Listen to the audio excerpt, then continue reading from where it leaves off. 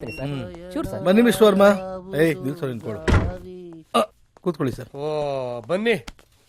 ಯಾರ್ಯಾರ್ದು ಎಲ್ಲೆಲ್ಲಿ ಸಿಕ್ತು ಉದುರೋಗಿರೋದು ಕೂದಲು? ಸಿಕ್ತು. ತುಂಬಾ ಉದ್ದ ಇತ್ತು. ನೀನ್ ಕಟ್ಕೊಂಡೋಳದ ಇಟ್ಕೊಂಡೋಳದ ಅಂತ ಹೇಳ. ಅಂಡರ್ಸ್ಟ್ಯಾಂಡ್ ಆಯ್ತಾ? ಅಂಡರ್ಸ್ಟ್ಯಾಂಡ್ ಆಯ್ತು. ಸುಮ್ಮನೆ ಕೂತ್ಕೊಳ್ಳೋ. ನೀವು ಸ್ಟಾರ್ಟ್ ಮಾಡಿ ಸರ್. Hello sir. ತಂದೆ ಒತ್ತಾಯಕ್ಕೆ ಅವ್ರ ಅತ್ತೆ ಮಗಳನ್ನೇ ಮದುವೆ ಆದ್ರು ಕಲೆಕ್ಟರ್. ಆದ್ರೆ ಅವ್ರ ದಾಂಪತ್ಯ ಚೆನ್ನಾಗಿರ್ಲಿಲ್ಲ. ಅವರಿಬ್ಬರ ಮಧ್ಯೆ ತುಂಬಾನೇ ಭಿನ್ನಾಭಿಪ್ರಾಯ ಇತ್ತು. ಯಾವಾಗ ನೋಡಿದ್ರು ಜಗಳ. ಆ ಯಮ್ಮ ತುಂಬಾ ಘಟಾಣಿ ಹೆಂಗ್ಸು.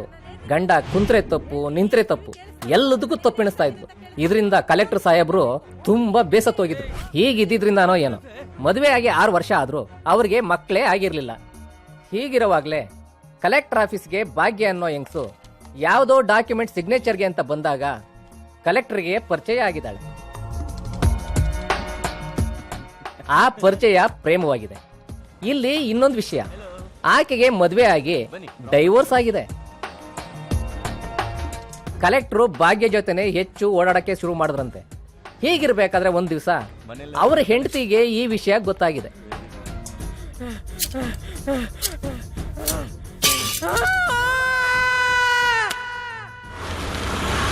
ಇದು ಗೊತ್ತಾಗಿದ್ದೆ ತಡ. ಭಾಗ್ಯನ್ನ ಪಬ್ಲಿಕ್ ಅಲ್ಲೇ ಹೊಡೆದು ಅವಮಾನ ಮಾಡಿದಾಳೆ.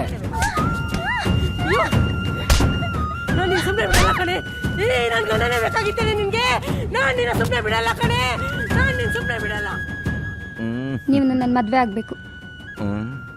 ಆಲ್ರೆಡಿ ನನಗೆ ಮದ್ವೆ ಆಗಿದೆಯಲ್ಲ.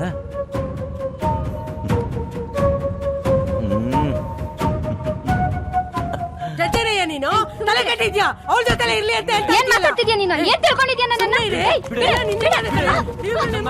ಕಲೆಕ್ಟರ್ ಹೆಂಡತಿನ ಡೈವರ್ಸ್ ಮಾಡಿ ಭಾಗ್ಯನ್ನ ಮದುವೆ ಆದ್ರು. ಈ ಘಟನೆಯಿಂದ ಅವನ ಹೆಂಡತಿ ಅಬ್ನಾರ್ಮಲ್ ಆಗಿದ್ದಾಳೆ. ಈಗದು ಪಾಳ್ ಬಿದ್ದಿರೋ ಬಂಗ್ಲೆ. ಆ ಮನೆಯಲ್ಲಿ ಆಕೆ ಒಂಟಿಯಾಗೇ ಇರ್ತಾ ಇದ್ಲು. ಆ ಮನೆಗೆ ಕೆಲ್ಸಕ್ಕೆ ಅಂತ ಒಬ್ಳು ಬರ್ತಾ ಇದ್ಲು.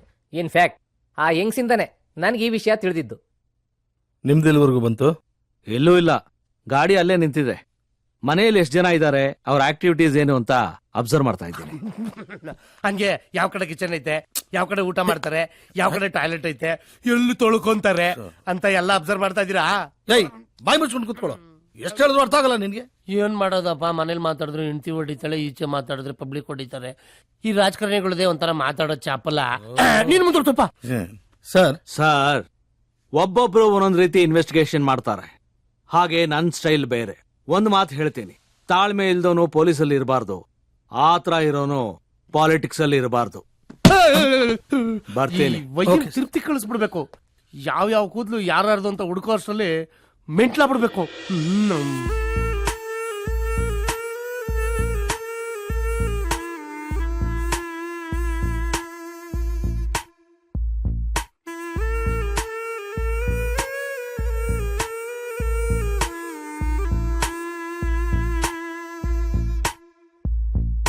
ಮಂಗಲಂ ಭಗವಾನ್ Vishnu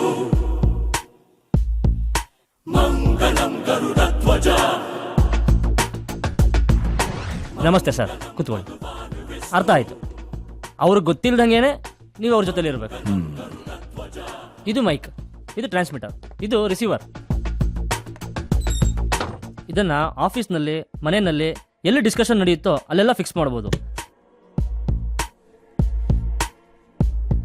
within 100 meters of distance ಅಲ್ಲಿ ನೀವಿದ್ರೆ ಅವ್ರು ಮಾತಾಡೋದನ್ನ ಕೇಳಿಸ್ಕೋಬಹುದು. ರಿಸೀವರ್ ಅಲ್ಲಿ ರೆಕಾರ್ಡಿಂಗ್ ಆಪ್ಷನ್ ಇದೆ. ಆಟೋಮೆಟಿಕಲಿ ಅವ್ರು ಏನೇನು ಮಾತಾಡ್ತಿರ್ತಾರೋ ಅದು ಸೇವ್ ಆಗ್ತಾ ಇರುತ್ತೆ. ಶಾಂತಾಕಾರಂ ಭುಜಗಶಯನಂ ಪದ್ಮನಾಭಂ ಸುರೇಶಂ ವಿಶ್ವಾಧಾರಂ ಗಗನ ಸದೃಶಂ ಮೇಘವರ್ಣಂ ಶುಭಾಂಗಂ. ಇದು ಡಿಜಿಟಲ್ ಮೈಕ್ರೋ ಚಿಪ್. ಇದನ್ನ ಮೊಬೈಲ್ ನಲ್ಲಿ ಫಿಕ್ಸ್ ಮಾಡಿದ್ರೆ ಅವ್ರ ಮೂವ್ಮೆಂಟ್ ಅಲ್ಲಿ ಇದ್ದಾಗಲೂ ನಿಮ್ಗೆ ಕ್ಲಿಯರ್ ಆಗಿ ಕೇಳಿಸುತ್ತೆ. ಆಗುದ್ರೆ ನಿನ್ ಕೈಲಿ 100 ರೂಪಾಯಿ ಕೊಡಿ, ಮಾಡ್ತೀನಿ. 100 ರೂಪಾಯಿ ಇಲ್ಲ, 1000 ರೂಪಾಯಿ ಕೊಡ್ತೀನಿ. ಮಾಡ ನೋಡೋಣ. ಕೆಲಸ ಮುಗಿಸ್ಕೊಂಡ್ ನಿಮ್ಮ ಹತ್ರ ಮಾತಾಡ್ತೀನಿ. ಮಾಡ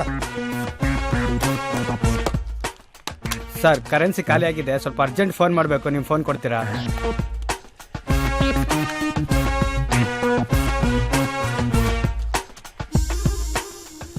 ಹೆಂಗೆ ತಗೊಂಡ್ಬಂದಿತ್ತು ನೋಡಿ. ಸೂಪರ್ ಕರಿ ನನ್ ಮಗನ.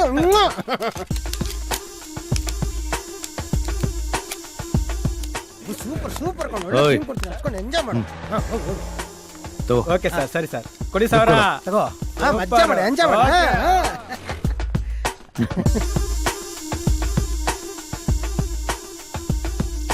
ಥ್ಯಾಂಕ್ ಯು ಸರ್ ನೀವು ಕೊಟ್ಟಿಲ್ಲ ಅಂದ್ರೆ ಕಷ್ಟ ಆಗ್ತಿತ್ತು ಥ್ಯಾಂಕ್ಸ್ ಸರ್